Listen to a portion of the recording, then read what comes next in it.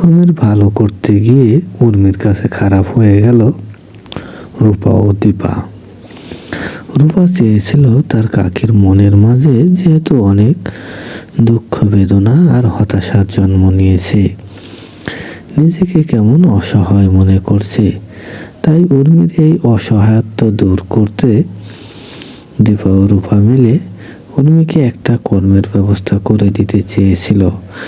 উর্মির ভালো করতে গিয়ে এবার রূপাকে সবাই ভুল বুঝল।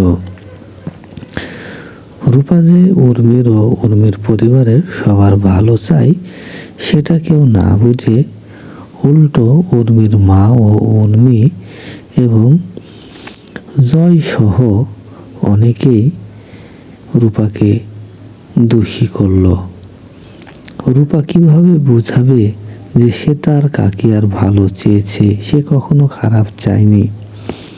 রূপা কি আসলে পারবে সেনগুপ্ত বাড়ির লোকদেরকে সঠিকটা বোঝাতে? দীপা কি করবে এবার? রূপাকে সবাই ভুল বুঝছে। দীপা কি কোনোভাবেই উর্মি ও উর্মির মাকে জয়কে বোঝাতে পারবে যে রূপা তার বোনের জন্য ভালোই করতে চেয়েছিল?